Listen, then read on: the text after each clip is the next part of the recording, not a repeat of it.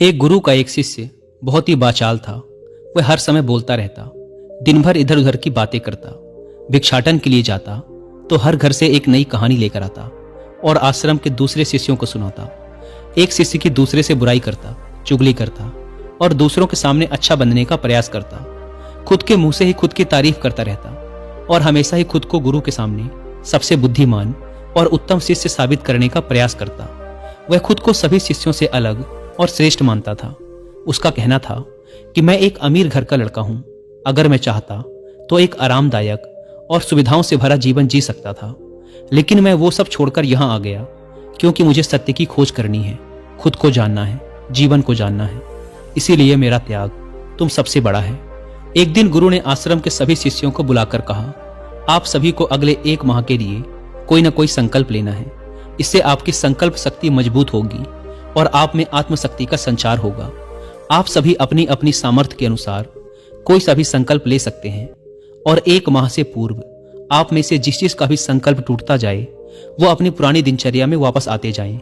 सभी शिष्यों ने अपनी शक्ति के अनुसार छोटे बड़े संकल्प लिए और गुरु को अपने अपने संकल्प के बारे में बताकर वहां से चले गए। लेकिन वो बातूनी शिष्य खुद को सबसे अलग और बड़ा दिखाना चाहता था। इसीलिए वो सीधे गुरु की कुटिया में पहुंच गया और बोला, मैं कोई छोटा मोटा संकल्प नहीं लेना चाहता, बल्कि खुद की ही भांति एक बड़ा और महान संकल्प लेना चाहता हूं। कृपया आप ही बताएं, क्या संकल्प लेना चाहिए मुझे? उस बातूनी शिष्य की यह बात सुनकर गुरु मुस्कुराए और बोले, क्या तुम मेरे द्वारा दिए गए संकल्प को पूरा कर पाओगे? क्या तुम्हारे लिए उसे पूरा करना संभव होगा? नहीं, वो तुम्हारे लिए संभव नहीं है। तुम उसे पूरा नहीं कर पाओगे, इसीलिए तुम खुद ही कोई संकल्प ढूंढ लो। शिष्य ने कहा, नहीं गुरुदेव, आप जो भी संकल्प मुझे देंगे मैं जरूर उसे पूरा करूंगा। आप बताएं तो सही। गुरु ने कहा, ठीक है, तो तुम अगले 1 माह तक चुप रहोगे, मुंह से एक शब्द भी नहीं निकालोगे। यही तुम्हारा संकल्प है। शिष्य ने कहा, गुरुदेव, यह भी कोई संकल्प है? यह तो बहुत ही आसान है। 1 माह तक चुप ही तो रहना है। कोई बड़ा संकल्प दीजिए जो मेरी योग्यता के लायक हो, जिसे पूरा करने में मुझे समस्या हो। गुरु ने कहा, पहले तुम इस संकल्प को तो पूरा करके दिखाओ। शिष्य ने गुरु की बात मान ली। वह उसी समय चुप हो गया और पलटकर कुटिया से बाहर चला गया। उसे चुप रहना बहुत आसान लग रहा था। उसने एक दिन तो जैसे तैसे चुप रहकर काट लिया, लेकिन दूसरे दिन से उसके मन में ना बोलने का बोझ बढ़ने लगा। तीसरे दिन उसे भारीपन महसूस होने लगा और चौथे दिन उसके अंदर एक अजीब सी बेचैनी होने लगी, क्योंकि आसपास आश्रम के सभी शिष्य एक दूसरे से बातें कर रहे थे। वो भी अपना पक्ष उनके सामने रखना चाहता था, उनकी बोलती बंद कर देना चाहता था, लेकिन उसका संकल्प उसके आड़े आ रहा था। इसीलिए वो पूरे दिन सिर्फ मुंह और आंखें बनाता रहता। इसी तरीके से कुछ दिन और बीते और वह शिष्य बीमार पड़ गया। उसका सर फटा जा रहा था। उसका खाने पीने तक का मन नहीं कर रहा था। वह सिर्फ बोलना चाहता था। वह गुरु के पास गया और उनके सामने बैठकर लिखकर उन्हें बताया, गुरुदेव, मैं बोलना चाहता हूं। बिना बोले मुझे सांस नहीं आ रही। मेरा दम घुटा जा रहा है। मैं अंदर ही अंदर पागल हुआ जा रहा हूं। मैं क्या करूं? संकल्प तोड़ दूं क्या? यह पढ़कर गुरु मुस्कुराए और बोले, संकल्प तो तोड़ने के लिए ही होते हैं, लेकिन जो अपने संकल्प को पूरा कर लेता है वही अपनी आंतरिक शक्ति को बढ़ा पाता है। और जो अपनी आंतरिक शक्ति को बढ़ा लेता है वह समझ और जागृति की राह पर आगे बढ़ जाता है। संकल्प का लेना भी तुम्हारे ही हाथ में था और इसे तोड़ना भी तुम्हारे ही हाथ में है। तुम्हारे बहुत से गुरु भाई अपने संकल्प को तोड़कर अपनी पुरानी दिनचर्या पर वापस आ चुके हैं। अगर तुमसे नहीं हो पा रहा तो तुम भी संकल्प तोड़कर अपनी पुरानी दिनचर्या पर वापस जा सकते हो। लेकिन याद रहे, अगर आज तुम इस छोटे से संकल्प को नहीं संभाल पा रहे तो तुम अपनी बाकी की पूरी जिंदगी को कैसे संभाल सकोगे? मुझे इस पर शक है। बाकी फैसला पूरी तरह से तुम्हारे हाथों में है। गुरु की यह बात शिष्य के दिल में चोट कर गई। वह बिना कुछ बोले वहां से वापस चला गया और खुद को अपनी कुटिया में बंद कर लिया। वह केवल अपने जरूरी कामों के लिए ही कुटिया से बाहर निकलता। बाकी सारे समय कुटिया के अंदर ही बैठा रहता। 15 दिन बीत चुके थे और आश्रम के लगभग सभी शिष्यों का संकल्प अब तक टूट चुका था, लेकिन उस वाचाल शिष्य का संकल्प अभी भी जारी था। संकल्प लेने के बाद से अब तक उसने एक शब्द भी ना बोला था। सारा आश्रम हैरान था कि इतना बोलने वाला इंसान चुप कैसे हो गया। 15 दिन बीतने के बाद वह दोबारा अपने गुरु के पास गया और लिखकर बताया, हे गुरुदेव, मैं बाहर से तो चुप हूं, लेकिन मेरे भीतर बहुत सी आवाजें हैं, बहुत सी चीख पुकार और शिकायतें हैं। मैं अंदर ही अंदर बात करता रहता हूं। मेरा मन तरह तरह के प्रश्न पूछता रहता है। मैं बाहर से जितना मौन हूं, भीतर से उतने ही शोर शराबे से भरा हुआ हूं। मुझे शक हो रहा है, क्या मेरा संकल्प अभी भी जारी है? गुरु ने कहा, हाँ, तुम्हारा संकल्प अभी भी जारी है, लेकिन जब तक लोगों की ये आवाजें तुम्हारे कानों में पड़ती रहेंगी, तुम्हारा मन बोलता रहेगा, क्योंकि इसे तो आदत है बोलने की। तुम भले ही बाहर से चुप रहो, लेकिन तुम अंदर ही अंदर बोलते रहोगे। तुम्हें इन बातों से, इन आवाजों से दूर जाना पड़ेगा। शिष्य गुरु को प्रणाम कर वहां से चला जाता है और सुबह होते ही अपनी कुटिया छोड़कर जंगल की तरफ चला जाता है। कई दिन बीत जाते हैं, संकल्प का समय भी पूरा हो जाता है, लेकिन वो शिष्य लौट कर नहीं आता। आश्रम में सभी को डर था कि कहीं जंगली जानवरों ने उसे खा न लिया हो। इस बीच उसे ढूंढने की बहुत कोशिश की गई, लेकिन वो कहीं नहीं मिला। सभी गुरु भाइयों ने मान लिया था कि जंगली जानवरों ने उसे अपना शिकार बना लिया है, लेकिन गुरु को ऐसा नहीं लगता था। एक दिन आश्रम का एक शिष्य गुरु के पास आया और बोला, गुरुदेव, उस वाचाल शिष्य के साथ क्या हुआ होगा? क्या जानवरों ने उसे मार दिया होगा? गुरु ने कहा, हो सकता है कि जानवरों ने उसे अपना शिकार बना लिया हो, लेकिन उसके ना लौटने की एक दूसरी वजह भी हो सकती है। शायद उसे वो मिल गया है जिसके लिए वो गया था। शिष्य ने पूछा, गुरुदेव, क्या ज्यादा बोलना इतना हानिकारक होता है? गुरु ने कहा, इंसान के जीवन के बहुत सारे दुखों में से एक दुख ये भी है कि वो कभी चुप नहीं रह सकता, हमेशा कुछ ना कुछ बोलता ही रहता है। सिर्फ हमारे बोलने के कारण हमारे आधे से ज्यादा दुख पैदा होते हैं। परिवार के अधिकतर झगड़ों की वजह हमारा बेमतलब बोलना ही होता है। हम में से कोई भी चुप नहीं रहना चाहता, हम बस सामने वाले को सुना देना चाहते हैं। जो भी हमारे मन में है सब निकाल कर उसके मन में बैठा देना चाहते हैं, उसे समझा देना चाहते हैं कि देख, तू गलत है और मैं सही। आखिर ये कहां तक उचित है, क्योंकि दूसरा भी तो यही कर रहा है। और इस तरीके से सब एक दूसरे की सड़ी गली बातों को ग्रहण कर रहे हैं, फिर समय के साथ उन्हीं बातों की परतों को उकेरते रहते हैं और एक दूसरे को सुनाते रहते हैं। इस तरीके से सुनने और सुनाने का यह काम जिंदगी भर चलता रहता है, लेकिन इस नासमझी में हम खो देते हैं अपना समय, अपना जीवन, अपनी समझ और सबसे महत्वपूर्ण वो कीमती पल जो जिए जा सकते हैं, जिनको अनुभव किया जा सकता है, जिनमें आनंद को प्राप्त किया जा सकता है। लेकिन इसके बदले हमें मिलता क्या है? कुछ नहीं, सब व्यर्थ और बर्बाद हो जाता है।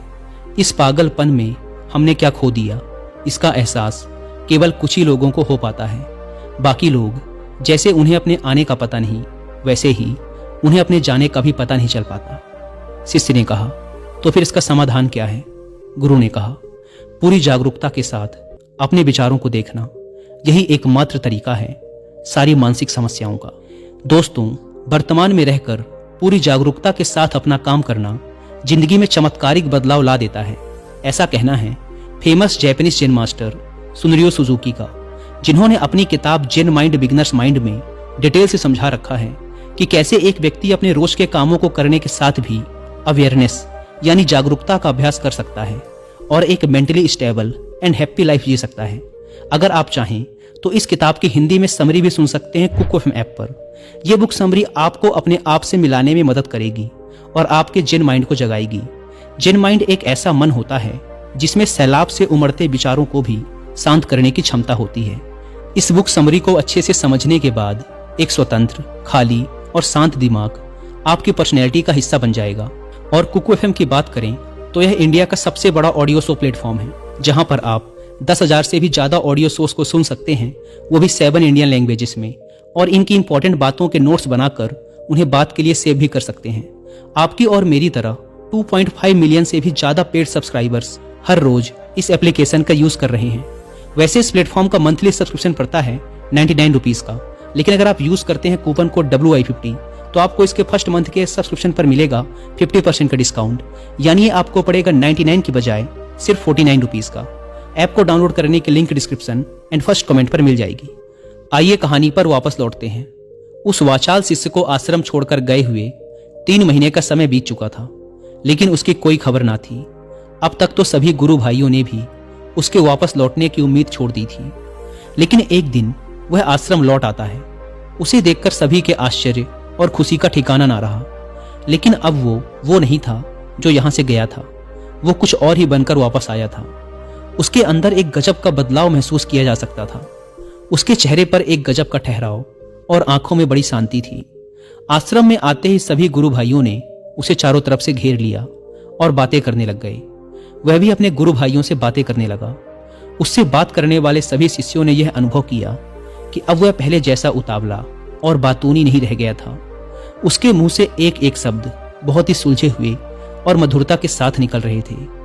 थोड़ी देर तक गुरु भाइयों से बात करने के बाद वह सीधा गुरु की तरफ चला गया। उसने गुरु के चरण छुए और कहा, गुरुदेव, क्या मैं अब भी मौन हूं? क्या अब भी मेरा संकल्प जारी है? गुरु ने कुछ देर तक शिष्य की आंखों में बड़े ध्यान से देखा और कहा, हाँ, तुम अब भी मौन हो। तुम्हारे मुंह से एक भी शब्द निकल नहीं रहा और तुम्हारा संकल्प अभी भी जारी है। शिष्य ने कहा, गुरुदेव, जब मैं आश्रम से गया तो मैं मुंह से तो चुप था, लेकिन मेरे अंदर बहुत सी आवाजें थीं, मन में बहुत से प्रश्न थे और वो बंद नहीं हो रहे थे। तो मैं जंगल में और गहरा चला गया, इस उम्मीद से कि वहां मुझे शांति मिलेगी और मेरे मन की बकबक कम हो जाएगी। लेकिन मैं जितना एकांत में जाता गया, मेरे अंदर की आवाज उतनी ही तेज होती गई। मेरे भीतर की और पुरानी से पुरानी आवाज मुझे सुनाई देने लगी। तब जाकर मैंने महसूस किया कि मैं कितना गलत कर रहा था। जब मैं अपने परिवार वालों, दोस्तों और गुरु भाइयों को बुरा भला कहता था तो उस समय मुझे लगता था कि मैं सही कह रहा हूं। जब मैं गुरु भाइयों की एक दूसरे से चुगली करता और उनका मजाक बनाता, तब भी मुझे यही लगता था कि मैं उनसे बेहतर हूं और मैं सही कर रहा हूं। लेकिन उस दिन मैंने पहली बार महसूस किया कि मैं कितना गलत बोलता था। काफी दिनों तक ये आवाजें, ये शिकायतें मेरे अंदर चलती रहीं, लेकिन धीरे धीरे करके एक दिन ये सारी आवाजें मेरे अंदर से समाप्त हो गईं। अब मैं भीतर से भी मौन हो गया। उस घने जंगल में बाहर से कोई बोलने वाला था नहीं और भीतर कोई आवाज शेष न बची थी। मैं उस दिन पहली बार मौन का सही अर्थ समझा। मेरे चारों तरफ बहुत शांति थी। हालांकि अभी भी कुछ आवाजें आ रही थी जो पहले भी आती थी, लेकिन मैं उन्हें सुन नहीं पाता था। पर अब वो सभी आवाजें मुझे स्पष्ट रूप से सुनाई दे रही थी। हवा के चलने की आवाज, चिड़ियों के चहकने की आवाज, पानी के बहने की आवाज, भंवरों के गुनगुनाने की आवाज, ये सभी आवाजें मैंने पहली बार पूरे होश पूर्वक सुनी।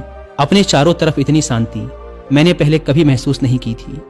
तो इस शांति को भंग करने के लिए मैंने पहली बार अपने मुंह से कोई शब्द निकाला। मैं चिल्लाया, हे ईश्वर, ये कैसी शांति है? सभी कुछ इतना शांत क्यों है? ऐसा क्या हो गया? लेकिन मेरे चिल्लाने के बाद भी वो शांति भंग ना हुई।